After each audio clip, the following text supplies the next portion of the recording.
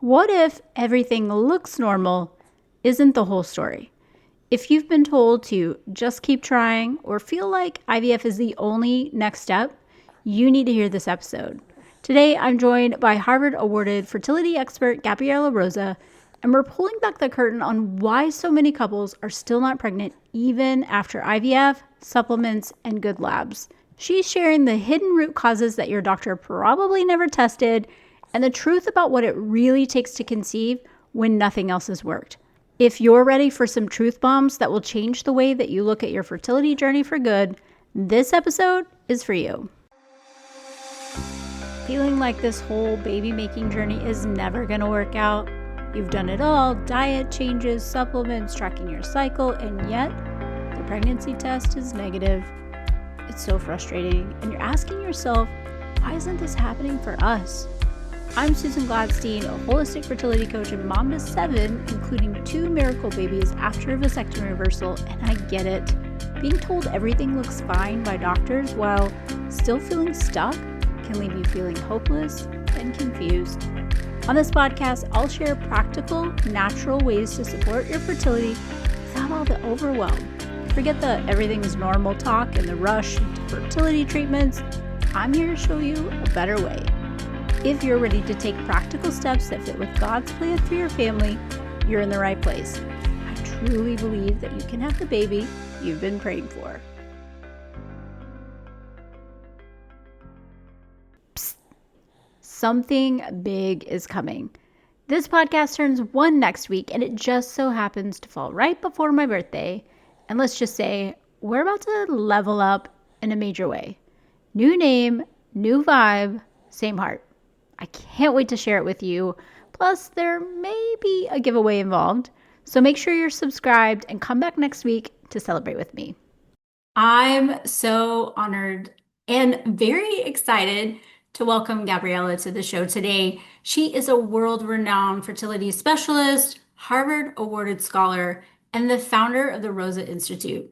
She's helped over 140,000 couples from across 110 countries, more than that, actually. And what I really, really love about her work, and also why I think she's got nearly an 80% success rate, I read, is that she really focuses on the whole person, not just the protocol. Her F.E.R.T.I.L.E method has helped couples finally conceive and carry healthy babies after failed IVF cycles, miscarriage, years of unexplained fertility, all the things. In fact, I love that she's got this, 78+% live birth rate for couples who previously were told, like, it's not going to happen for you, sorry.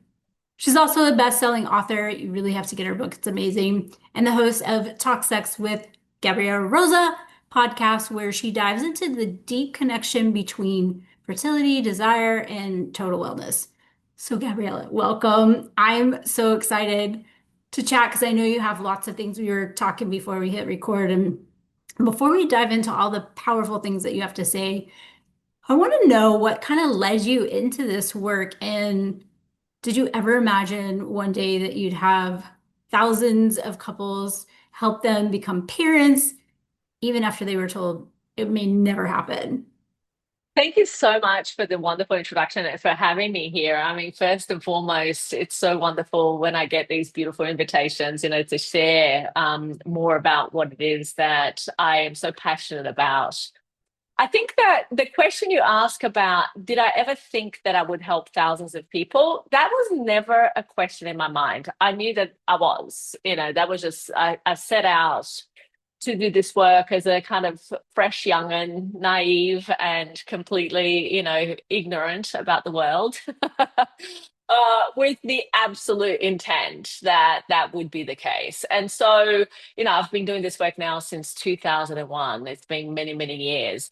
What I didn't actually even consider up until yesterday is the fact that when Facebook starts to recommend, people you may know, that they would be the babies of my patients that I helped bring into the world. That was a head spin, let me tell you. So, like a couple of years ago, I got like as you're scrolling through Facebook, I saw one of my patients celebrating that her daughter had just graduated university, and I was like, hang on a second, that was one of my babies. And so I realized that time has indeed past. And, when this kind of happens, I go, yeah, okay, I understand now. That's where I'm at that point, where my babies are becoming adults and they're full-fledged humans out into the world. And it's pretty cool. Never imagined that part. Until now, it's kind of like you've got to be faced with these types of things to go, oh, okay, yeah, that's a natural consequence, indeed. But yeah, so I think that it's been a long time. Lots has changed in the landscape of fertility treatment, around the world. The constant remains that when things aren't easy, it's a hard struggle, you know. I did a creation story. I often, kind of go through and ask my patients to tell their stories. And I did one yesterday. And this couple whose daughter was one yesterday, was her first birthday, was telling me about their journey of 14 years of infertility, 9 failed IVF cycles, and 4 miscarriages. And now finally, they have this precious child that has entered their life, and how much of a immense struggle that had been for them, because they had female factor infertility, male factor infertility, you name it. I mean, 14 years, you'd expect that there would be quite a lot of things that are not quite right. And what has been really interesting to see, and this was part of the conversation that we had yesterday, is that what has enabled fast tracking of results for couples for whom things haven't been straightforward is this convergence of technology and medicine, where testing and diagnostics are becoming easier to access, cheaper to access than ever before, and more readily available. I think that one of the big things that I see for the patients that I treat, because I'm kind of at that a last resort type place, for many couples. Unfortunately, I wish that I was the first resort, because then they wouldn't have to go through the 14 years of infertility. But for some reason, in terms of the way in which healthcare systems are structured, unfortunately, that's not the case. And so it ends up that, because our treatment is out of pocket, and, they've obviously often have done many different things that have failed, and they're like not done. They're feeling like, I'm not ready to give up, but at the same time, I've tried everything that standard therapy or conventional medicine has to offer, and I'm nowhere further forward. And I know that there is more, but I don't know exactly what it is. And so finally, eventually, when they find us, they are at that place where I often hear, this is my last resort, and this is the last thing that I feel is available for us to try. And what's interesting about that place is that often, when people are looking back at their life when they're 90, sitting on their porch, on their rocking chair, they want to know that they can tell themselves that they've done everything they possibly could, right? And because these days it has become so much easier to dive deep into where are the obstacles, and then therefore, what do you need to do about it? And then personalized treatment from a precision medicine perspective, like we have never been able to do up until now. There's some really exciting developments for couples who have struggled and for whom it hasn't been easy. And I think that what's interesting here is actually to dissect and really kind of put things in their right places, because in the general population, most couples conceive without trying. So literally, it's a situation of, have sex, get pregnant, have a baby, done. We're no longer having this conversation. And most people, in fact, this patient of mine yesterday was saying, can you believe that I was talking to my family members, friends, whatever, and these people don't even know what an embryo is. And I'm like, well, that's because they don't need to know. The reality is that they have been, quote unquote, in some ways fortunate enough that they've never had to like put a day into thinking about what it is that creates a baby. Whereas for couples for whom it hasn't happened easily, then there are these like subsets of populations, like there's the couples who 3 months hasn't done it, but they've conceived within the year. Then there's the couples who are over a year who then go to their, GP, get sent to do IVF. They do IVF, it works, and they are out of that conversation again. Then you get to the couples that have tried multiple cycles and it hasn't worked, and they're like, well, what else is there? Then you get to the people who basically are told, no, you need to do donor egg, you need to do donor embryo, you need to do all of those things, and that doesn't work. And then they're like, okay, well, what else is there? And we get all of those people, like we kind of are at the end point where they've already done those things and it hasn't worked. And so they're like, surely, what else is there? And then that's when most people find Fertility Breakthrough, the book, or, some other way of coming to us. But yeah, so a long way to answer the question. I never had a doubt that we would help thousands of people, but it has certainly changed in the last several decades, how we do help people now. First of all, I just want to address and appreciate you talk about like it being a last resort because I too feel that way a lot of times where maybe they've gotten some kind of pushback from doctors about not wanting to run labs or basically just given the like everything's normal, just keep trying sort of thing. And it's like then there's the threat or not really threat, I don't know if that's the right word, but like the tension or the whatever about their age. I know I got that like at 38 when I was trying to have a baby after reversal was, well, you're advanced maternal age, you need to hurry up and get this done right away. And so then it was like every month that passed, there was just this added stress of like, well, I'm getting older and I'm getting older, my time's running out. And um, I think that if we're able to have these conversations about there are other options where you can look from a holistic perspective and build a really great foundation, not only just for your health, because if you have good health, like long term, it's going to help you overall, right? But there's so many things that people are missing. Maybe they didn't everybody in my community, to be honest, is like, what supplement did you take? Because Mary's sister's cousin took that and it worked for them and let me take that. And it's like, well, let's peel that back a little bit. Like, are you sleeping for one? Like, what are you eating? Do you drink water on a regular basis? Like, is it enough? All of these things that nobody really looks at. So I think that if you were able to sort of like advocate for having someone that kind of peels back those layers that you don't necessarily get in mainstream medicine to really build those good foundations, you would spend a lot less time in that window of like stress, I'm running out of time and all of that.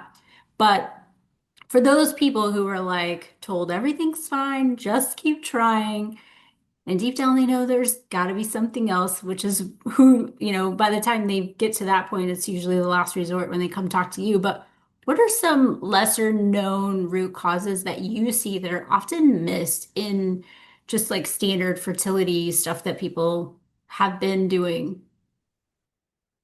Everything actually, but let's start by addressing this really important point that you bring, which is everything is normal, just keep trying. Oh my God.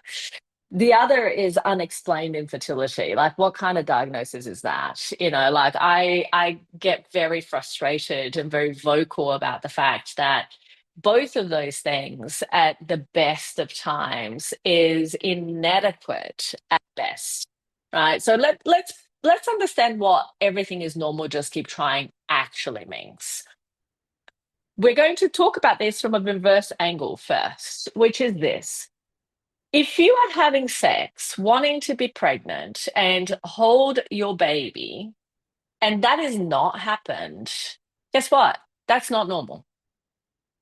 So that's the first place that we need to like stare it in the face and go, the only thing that is normal after you've had unprotected intercourse is to get pregnant and have a baby. That's normal. Okay. So if that hasn't occurred, then we need to understand what is getting in the way of what actually is normal. Okay. Because unless we do that, we are going to continue having the conversation of everything is normal, just keep trying. And, or worse, just, it's a numbers game. Or, it's going to happen eventually. Or, oh, just go on a holiday, just relax. You know what? Like, honestly, I feel like slapping the people. I'm usually a very compassionate person, but when I hear people saying those things, and sometimes they mean well, and even doctors, I mean, they're doing the best, quote unquote, that they can with the circumstances, i.e., broken, fragmented healthcare systems that they have, right? But we need to understand as consumers of health care and healthcare information what actually it means when a doctor tells you everything is, oh, we've done all the tests. This is another one that I love, actually hate. We've done all the tests, everything is normal. Okay, let me explain to you what that means. When a doctor says to you they've done all the tests and everything is normal, they've done four things. Okay. They've checked, hopefully, that there is sperm. Okay. They've checked that you have an ovary and a uterus, and that ideally your fallopian tubes are clear. They have checked whether you are ovulating. And I mean, that's kind of like the basic three that they must do. This is part of the medical guidelines when an infertile couple rocks up to their office. And mind you, by infertile, have been trying for 12 months without getting pregnant. Now, that guideline shifts slightly depending on age. For women over 38, now it's 6 months. But ultimately, there are many kind of not updated doctors that will still refuse to do tests until after a woman is, close to 40. And so basically, those three things being done, some doctors will be proactive, imagine that will happen. And they will do things like checking for, sexually transmitted infections and, maybe an overall workup. Those are the four major things that will be tested. And those things being tested cannot and does not mean we've done all the tests and everything is normal. So understand that if you are being told this absolute lie, and it's an inadvertent lie because the doctor doesn't mean to just lie to your face, they just are kind of summarizing and kind of deleting and generalizing what their understanding of all the tests is. And their understanding of all the tests based on medical and healthcare guidelines, and your understanding of all of the tests, which is let's proactively look for reasons as to why I am not pregnant and address those reasons, are completely opposite and different. Okay. So that's the thing that you need to understand as a patient and as a consumer, is that your imagination of what all the tests are and the doctor's objective measures of what all the tests are millions of worlds apart. Okay. So that's the first thing. And the thing is, the doctor is not incentivized by the healthcare system to do any more than what's required by the guidelines. In fact, they are punished for doing any more than what's required by the guidelines. So that's why for the majority of patients who go through, a year of infertility and go to their primary doctor or their GP and say, hey, I've been trying to get pregnant, they will literally just get a referral usually. Here, you need to go and see this other doctor because that's their speciality, and those are the things that they're going to look into. But what happens is when you get to that other doctor, the conversation is very much geared towards what the next step of treatment without understanding of diagnostics is going to be, which is IVF. So you're not going to be offered this, idealistic scenario in your mind of, here are all of the things that we can look at that are going to be relevant to your specific situation as the next step. You're going to be offered intervention as the next step. So it's almost like the way to look at this is, let's say that we're putting together a puzzle, And a puzzle has thousands of pieces. That's your fertility. And you've got four pieces of that puzzle, which are all the tests that your doctor said that they've done. And, that everything is normal. Well, that's all well and good, but we're still missing 996 pieces of that puzzle, right? Some of which are further tests, some of which are looking at what other obstacles there are, what are the exposures that you're faced with.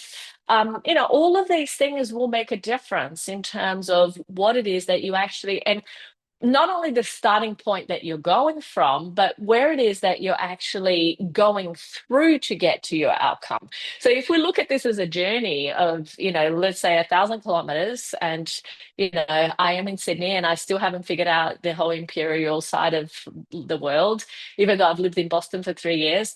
Let's say that we've got this 1,000, kilometer journey, miles, whatever, put it in your own kind of metric system or system. Let's say that we have also a set of roads that can take us there, and some are scenic and some are more direct. And you have to still figure out a way of traveling those roads. You can walk, sure. You can take a car, you can take a bus, you can go via train line, whatever it is that you decide is your mode of transportation. You're going to have to pick one, right? Then you're going to have to pick, ideally, a road to go on, right? And I think it was Ellen DeGeneres that said, you should make your own path, but if you're lost in the middle of the woods, and there is a path, follow that. By all means, follow that. So, and this is one of those cases that ideally we want to go through the roads that exist, but if they are not quite taking you where you want to go, or if you've got lost, you're going to have to get your map out. You're going to have to get your GPS out and go, right, am I still going in the right direction? And the thing about infertility that I see often, and I say this to my patients all the time, stopping the car, let's say we pick the car as a mode of transport, stopping the car or driving that car around in circles isn't going to get you to your destination. Going the other way from which you came isn't going to get you to that destination. So really getting clear about, okay, what is my objective? What is my outcome? And how do I want to go about achieving that result and that outcome? Understanding the obstacles that are present, because let's say, for example, you pick a certain road and that road is closed indefinitely. Well, guess what? We're going to have to make alternative plans. And for many couples going through this, and I think it's a useful analogy, because we often see fertility as this thing that, gosh, it's a biological system. Therefore, it's not something that we can necessarily intervene upon, but we actually can, more than what we realize. There are many things that we can do to help ourselves. People often ask me, what is it that I can do? Or what are the things that are getting in the way?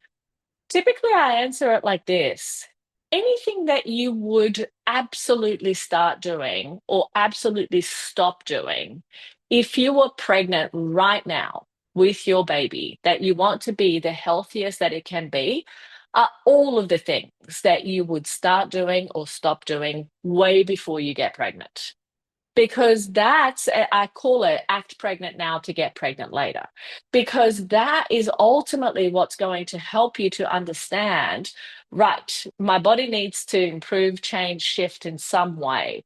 Not everybody gets this message in the same way, by the way. Sometimes I talked to a couple this morning, it broke my heart. This couple, 7 years of infertility, they've been trying to get pregnant. We're having a telehealth conversation. Am I imagining things? Smoking? Okay, I was smoking cigarettes. Okay. By their response, I immediately understood that they didn't even understand that smoking would actually impact negatively on their chances of getting pregnant. And so I had that entire conversation with them. And the whole point there was, and this is in answer to your question, what somebody might do will depend on where they're starting from. Because what happens is this: let's say the optimum fertility, like let's imagine a scale, right? So if I'm standing up and you've got on top of my head is absolute optimal fertility. And then we have a situation where kind of mid chest on me is where somebody might be starting out on, their situation in terms of getting pregnant and or where their level of health might be at. Now, let's say that, we have a gap between where we are and where we want to be. We don't always have to get to the top of my head optimum fertility to be able to have a baby, but we certainly cannot get there if we have already not gotten there from where we are starting out, right? So let's say somebody eats McDonald's 7 days a week, and that's kind of like their predominant diet, and they're smoking cigarettes, they're drinking alcohol, they're doing all of these things that we know don't induce optimum health, right? What is it that we need to do in that situation compared to somebody who every single meal is home prepared and organic, and they take care of all the exposures within their home, and that they're not being, kind of faced with chemicals and plastics and all of these things? Very different conversations. Now, both of those people not conceiving, and I see both of those people not conceiving requires a different kind of intervention at the outset, requires a different level of testing and diagnostic investigations and all sorts of things, even though from a diagnostic perspective we'd still want to have a very common baseline across all of the different patients that we treat, because different exposures might actually impact them in a more negative way in certain blood test parameters or certain kind of like semen analysis and whatever else, egg quality markers, you name it. Like, for example, with smoking, we know that AMH levels are going to be reduced compared to people who don't smoke. Therefore, ovarian reserve and egg quality is going to be negatively impacted in the same way that we know that that's also going to negatively impact sperm parameters. So we know already that we can expect worse results in that kind of situation.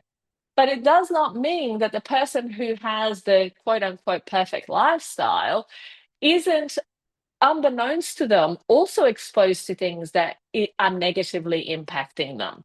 Both of those people could be having exposures that, though differential, are creating the similar kind of result and that outcome that we're seeing, which is not holding a baby. So does it mean that we need to apply the same intervention for both? No, absolutely not. And we need to actually make sure that we are personalizing the recommendations to get the person who, for example, is the McDonald's eating, smoking person, drinking alcohol, to figure out, okay, based on all of those different levels of exposure, what's going to be the most important to address with to begin with? And for this couple, I said, listen, here's the thing.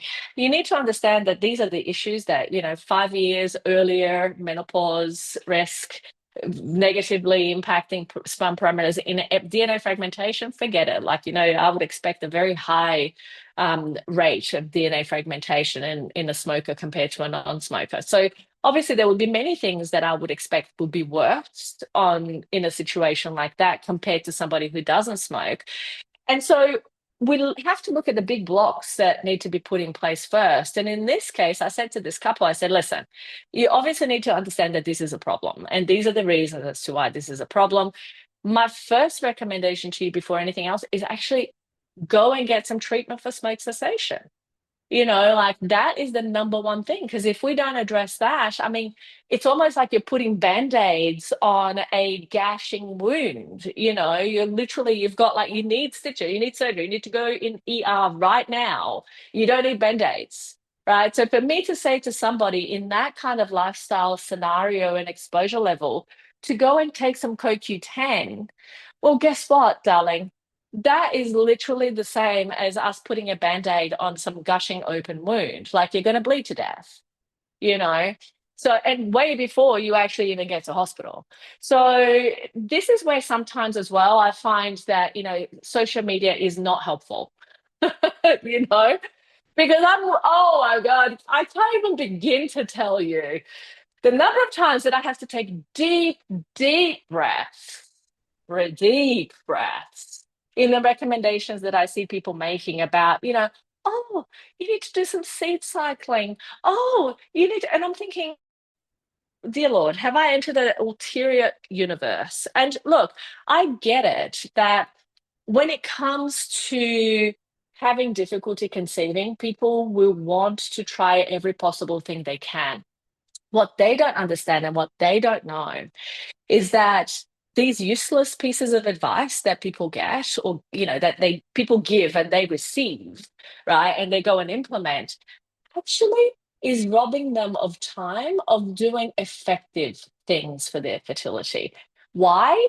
Because they will look at this, insane level of advice or information and go, oh, that must be, I mean, this sounds really plausible and it sounds really great. And there is a reference, on that post. And therefore, I saw this once, I will never forget it. Talk about misinformation at the highest level. There was this influencer, this fertility influencer on Instagram, talking about how seed cycling was the best thing ever. So I go to, I take a deep breath and I go and look at, the information. And I basically open the references that she had given in her article. And one of the references is a food industry, essentially, kind of journal paper about the benefits and the kind of composition, the biological composition of linseeds. And the fact that these biological compositions comprise of these things and have these kinds of effects in mouse models. That's all well and good, but that does not translate into a biological effect in a human. And when we're talking about food composition, it's a very different type situation when we're actually talking about what that actually does from an effectiveness perspective in a human being wanting to change their fertility for the purposes of having a baby. And this happens, unfortunately, on so many different areas of health and fertility for females and males. And when you're looking at that, what ends up happening is that as people are applying these things, guess what? They're actually stopping themselves from doing things that actually will work for them. And so my biggest issue isn't so much about the fact that it's misinformation and it's just like bad quality advice, but it's actually that bad quality advice is stopping somebody from actually finding effective information that will change and transform their results. So that's one thing that I find, across the board. And I know that it's been a long answer to the very important question, which is, what are the things that people often are missing and what are the things that people need to be looking at?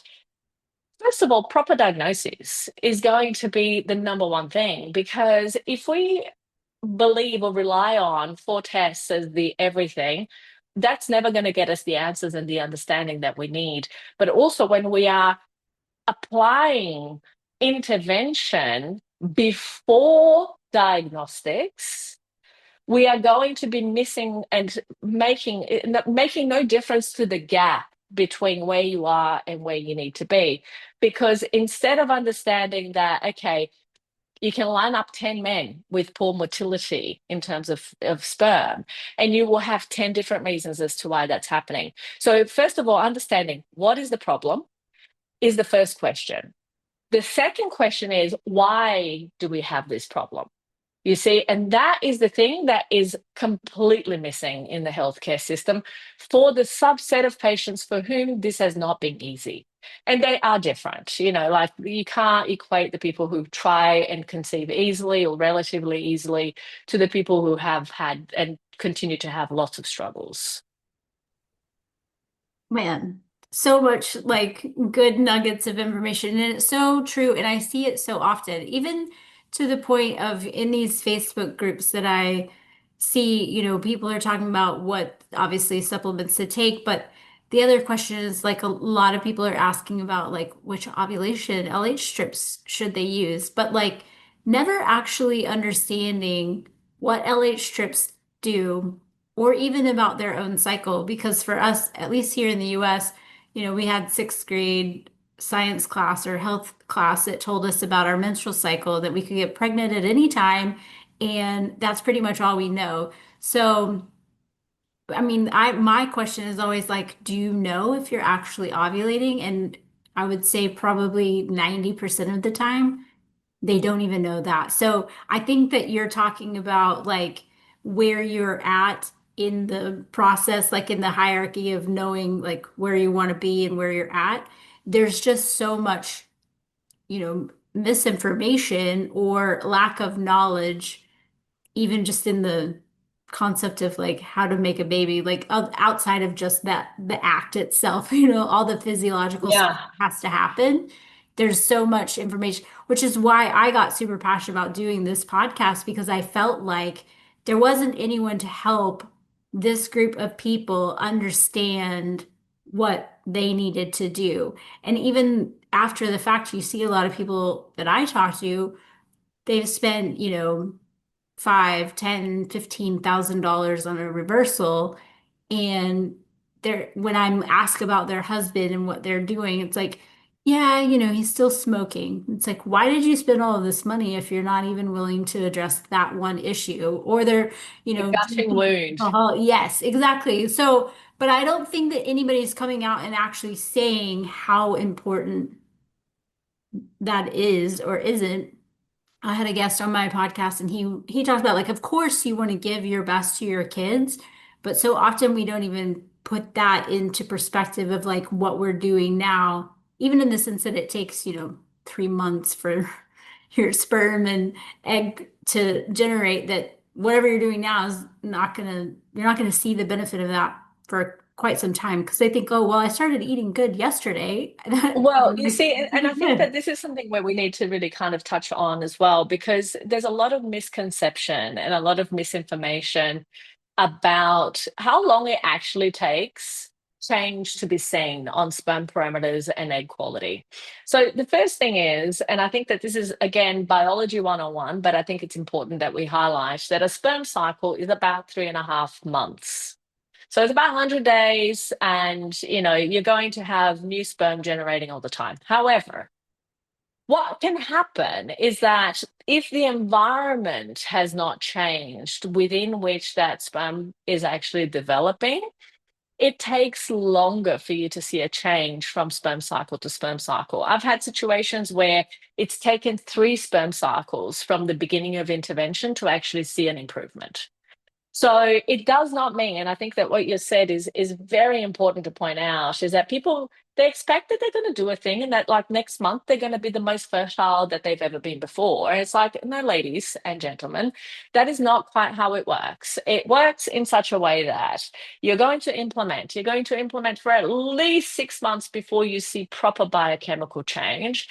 And then from there, you can start fine tuning what's going on. Now, it's not to say that you're not going to get the result that you want, i.e., a healthy. I had a patient once who they were trying for 19 years.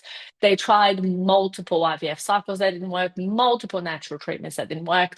And then, of course, we went through and I did apply the F.E.R.T.I.L.E method, which is essentially what we operate on, which is our own protocols and frameworks. And so basically then applying that, this couple conceived after 5.5 months from beginning of treatment. Now, that's not magic. Since then, when it happened, I was like very skeptical. In fact, that was what took me to Harvard because I was like, you know what? I don't know, the first couple that came, which was a 10-year, lead time from pregnant, from trying to conceive to actually finally getting pregnant. They had been infertile for 10 years. They had done also multiple failed IVF cycles. Nothing had worked. We did my program and they conceived. And I was like, I don't know, because this was very early on in my career where I was kind of like, and they actually, it was really funny because this lady, she's like, look, I'm going to give up anyway. So, because I was like, I don't think that I can help you. Like I've never treated somebody with 10 years of infertility. And she's like, no, no, just listen, hear me out. I'm like, okay. She goes, I'm going to give up anyway. So you might as well treat me because I just want to be healthier. And I'm like, okay, I can do that. I think I can do. So then I basically took them on, and 4 months later, she was pregnant, and for the first time ever in her life, she had never been pregnant before. Then I was like, yeah, I don't know. I can't attribute 10 years of infertility. I think this is a little bit of a fluke, but whatever. Then this next lady comes in with 19 years, and I'm thinking, well, look. But I told her, I said, listen, I've had someone recently, 10 years. I don't know that this is going to be enough for you. She goes, look, let's just give it a go. Fine. So we did it, 5.5 months, got pregnant, had a baby.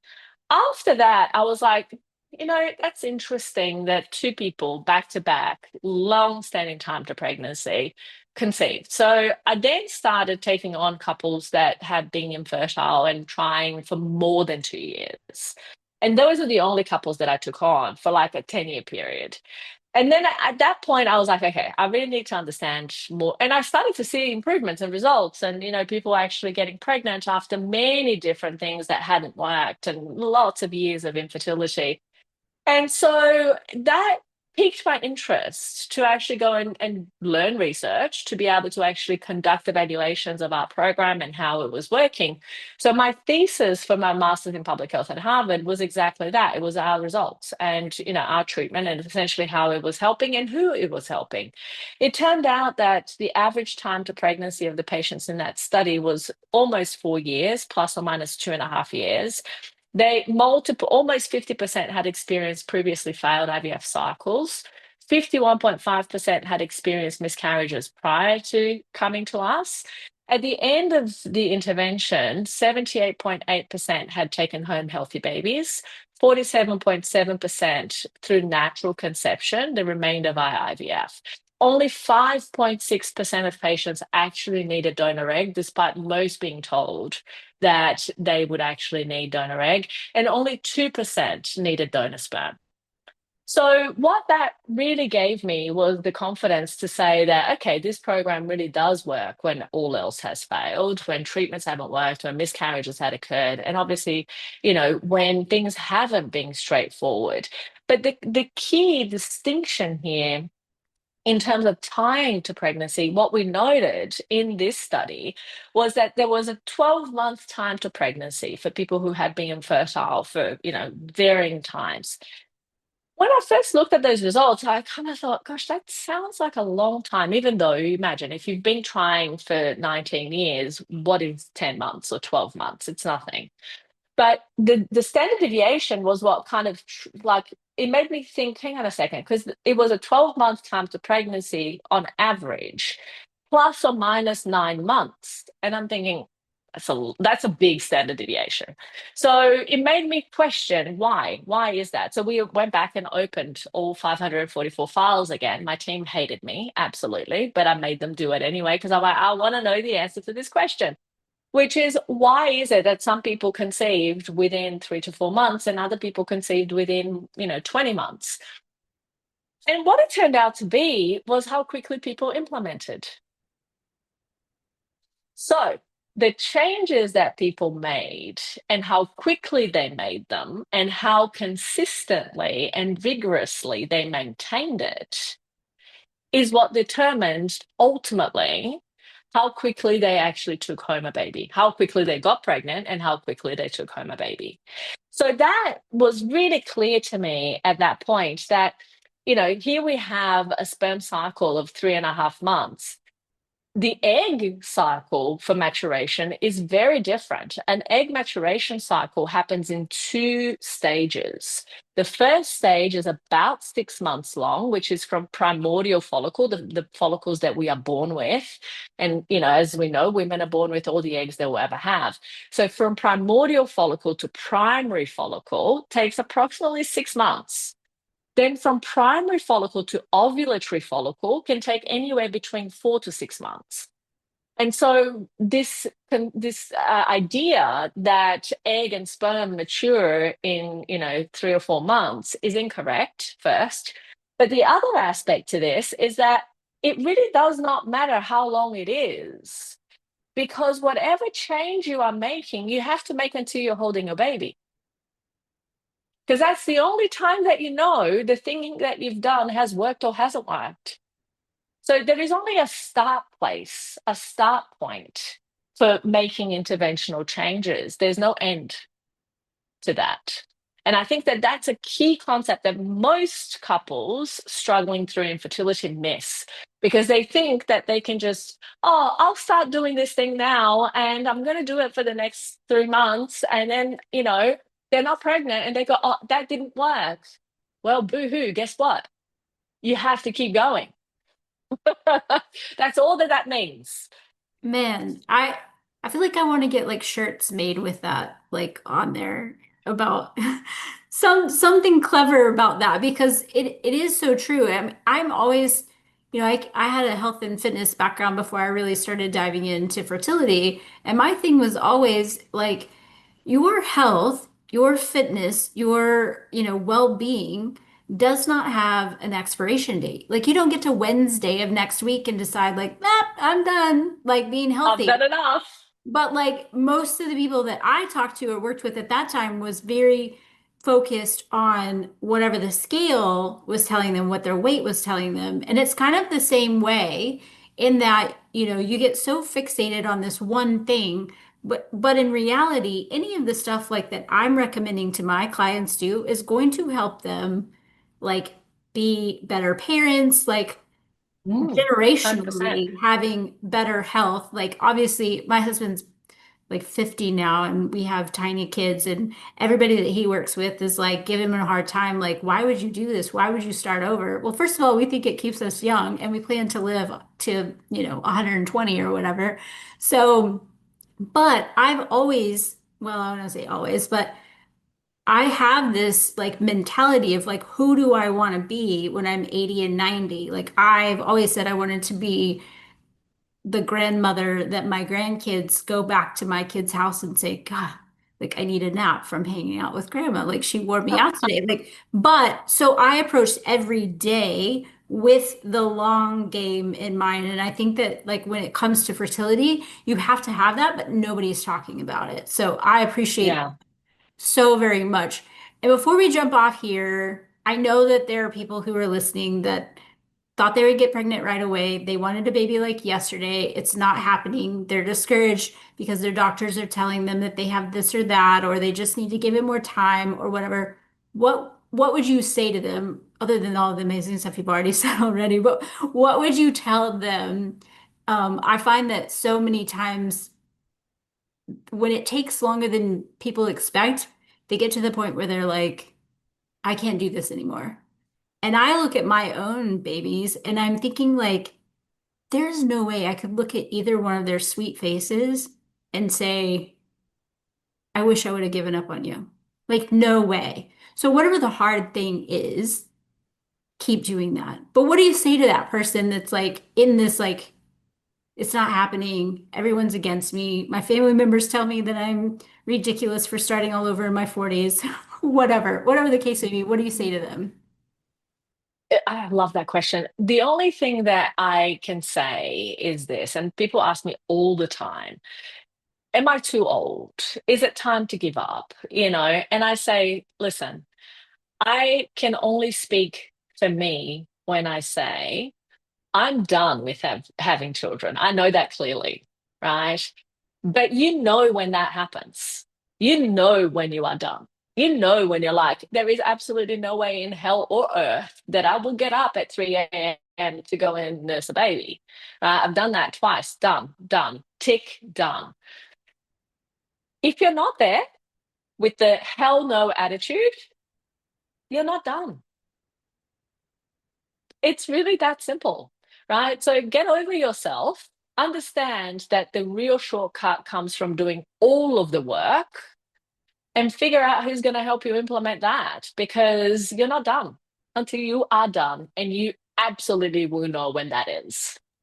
Oh my gosh, yes, so amazing. Because even when my husband, so we were dating when he had his vasectomy, and we had 5 kids between us, and it was kind of like, well, and mine were 2 and 5 at the time, and I couldn't imagine at that time adding any more to it. But there was always this part of me that wished that I could have kids with him, and just it took me, 9 years of being married to figure that out before I'd say it out loud.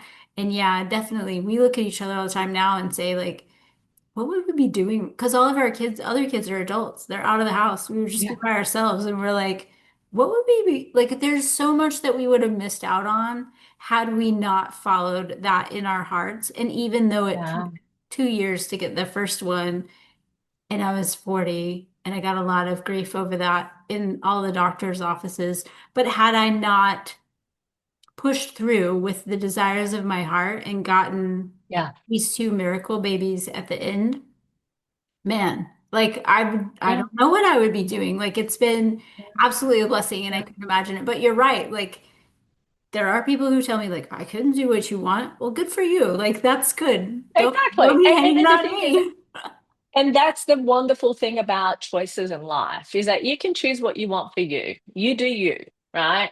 And I'll do me. And I don't have to have an opinion about you doing you. Like, shut up. Don't have an opinion. It's other people's choices. You just like, whatever. Don't look away. Look to the other side. And I think that that's really what it comes down to. I had a lady once. She's still such a dear, dear love in my heart. She was 58 by the time she came to us, 16 years of infertility, multiple donor egg cycles failed. Her coming back together with her high school sweetheart. So this couple, they met at 14, they went out together for years and then they kind of broke up, went their own separate ways, married different people, had children with different people. And then she got divorced, he became a widow, and they rematched. Life kind of brought them back together again, and they were like, "We need to have a baby together." And he was already 63, she was 58. They had already trying for years, nothing had worked. They came to me, I'm like, are you really sure about this? And part of it is not so much about like, it's no, for me, I have no words to say or judge a person and what their choices are. I'm a fertility specialist. I'm here to do what it is that I need to do for a person. And she was telling me, listen, we've already we thought about this and we've talked about this with our family because they had adult kids. I said, so, I mean, not that I want to be morbid or anything, but when you guys die and if this child is still young, like what's going to happen? Oh, our kids are going to take over. I'm like, fair enough. You've got a plan. Let's go.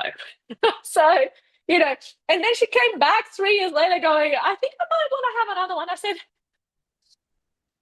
are you sure?